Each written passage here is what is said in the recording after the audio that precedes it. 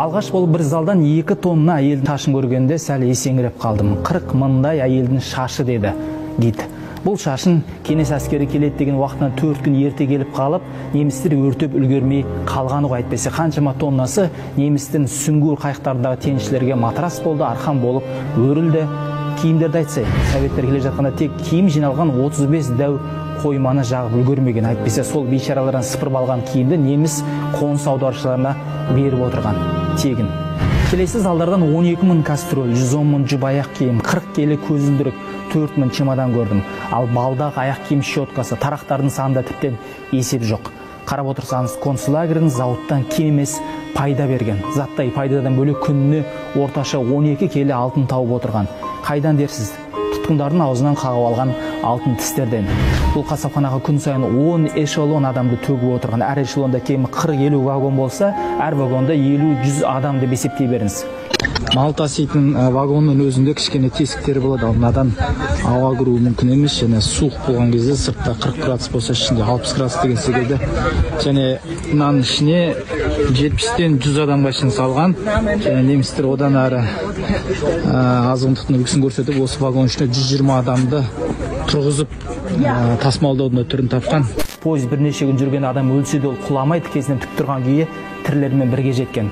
Вагонды ашқан кезде 3 күннен кейін 3000 әйелден тек 4 адам ғана, 4 әйел ғана тыныстап жатыр дейді. Түрегеп тұрған жоқ, тыныстап жатыр. Енді қатыгездіктің енді үлгісі сұмдық. Қыста вагонда жылыну үшін өздерінің сідігін ішкен. Құрсын. Содан келген адамның бәрін сыйғызар орын жоқ. Сол үшін көбі вагондардан түсе сала бірден газ камерасына жөнелтілді. Әр камераға 1600-1700 адам әрен сыйса, демек сонша өлік дайын. Кейін өліктен кейін күл шығады. Күлді көбіне күл болып үлгермейді. Сол кезде не істейді? Қалған сүйектерді, анау қара міне қазір. Мына 4 қара барақтың ішінде басқа адамдар сүйектерді одан әрі балтамен сындырып, балғамен ұрып күл қылатын болған. Содан арғай ана жаққа көметін болған. Газ камерасында қолданған циклон Б деген у негізі тышқандарды қыруға арналған. Әлі де шығарады негізі бір зауытта.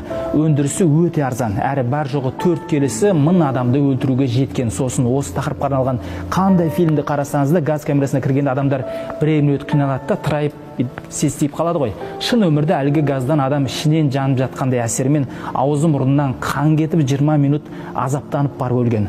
Сонда фашистер таңдаған у өте арзан, өзі өлімді әрі азапты болып тұр ғой. Енді сол өліктерді крематорий пешіне шытырлатып жаққан.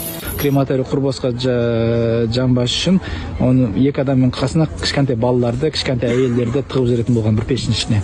Осы крематорийдің үстінде тұрып адамдарды күніге отқа жағады, олардың шаштарын қырқып алып, шаштарын өзі кептіреді.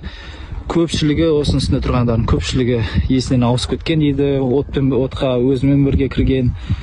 Енді өз-өзіне қол жұмсаған дегендей. Аушвицтің 35-інде күніне кемі 5000 майтты шытырлатып жағып отырған дейді. Үлгермеген кездер адамдар өзінің өлім кезеген газ камерасының алдында 6-дан 12 сағатқа дейін күтіп қалатын болған. Үлгермегенде орманның ар жағында орларда адамды өртеген. Бұдан қарқынды түсіруге болмайды. Енді бұл адамды өндірістік көлемде өлтіретін зауыт болған. Алына бағандармен лестер тікенек сымдар тартылған, және ол тікенек сымдармен 760 волт электр тоғы жүріп тұрған. Адамдар жақындамас үшін, қаспас үшін. Болса тікенек сымдардың тек қана ұзындығы болса тек 1 км бойынша 17 шақырым болған. Біз қазір крематорийдің орнына келеміз. Сонда тұтқындар үшін ең тамаша жұмыс қандай болды деп сұрарсыз? Боқтазылау. Әжетхананың тесігінен кіріп нәжісті күреген. Неге тамаша жұмыс деп айттым? Себебі біріншіден қыста жылдырақ, екіншіден қатты сасығандықтан ондай жұмысшыларды ең қатал деген күзетшілердің өзі ұруға жиіркенген. Мына көз. 20 мың адамға 2 әжетхана, әрқайсында 8 ойықтан, тесіктен 2 жуынатын жерден келген. 2 умывальниктен ғана келген. Умывальник дегенде осындай қол жуатын жерден. Әр туалетте 8 тесік, ойлап қараңыздар, 20 адам 8 тесікке әрқайсысы 40 секундтан берген. Жуынуға да, туалетке отыруға да. Ал краннан су сызықтап аққан. Енді өш айтқанда неге өлген болар сүзектен басқадан. жүгініп үлгермейтін болған сондықтан да сүзекпен көп адам қайтыс болған тиф дейміз ғой. Ал мынау барактың ішінде бір адам тифпен ауырса және оны дәрігер байқамағанша көп баракта адамдарды өлтіретін болған. Тамақты онсыз да аз беретін сүзекті енді баракқа барып жатайын десең, бұрын 52 жылқы сыйған ат қораға 1000 адамды жатқызған. Ол да іргетассыз, сыз ұрады, бүрге қаптаған. Ұйықтап жатқан кезде ойлап қараңыздар, қандай суық, пеш жағылмаған, ауру, жұқпалы аурудан және кене, бит енді айтуға келмейді. Осылай фашистер жер бетінде тозақтың мини үлгісін жасауға әбден тырысқан. Астапыралла. Салдырған. Бағанағы Аушвиц 6 гектар болған, ал мынау жерде 100 гектардан көп. Осы жерде адамдар өзінің өлімін күткен. Бұл лагерді 45 жылғы 20 қаңтарда кеңес әскері азат етеді. Сол кезде аман қалған 7,5 мың адамды босатады. Бірақ ол 7,5 мың адамды немістер сол кеңес әскері келгенге дейін өздері өліп қалады деп ең әлсіздерін қалдырған екен. Бірақ кеңес әскері негізі жоспардан 4 күн бұрын ерте келеді.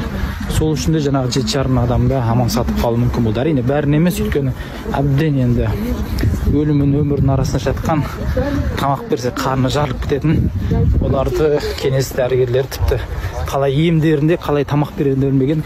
Дәл біз секілді төмен тырнақшаның ішіндегі ұлттардан ұрпақ тарамас үшін әйелдердің жатырының ішіндегі аналық жұмыртқаларын суырып алған. Кесіп тастаған. Енді бүкіл эксперименттен айтуға ауыз бармайды. Ал сіздер немістер бізді жаулап алса дейсіздер.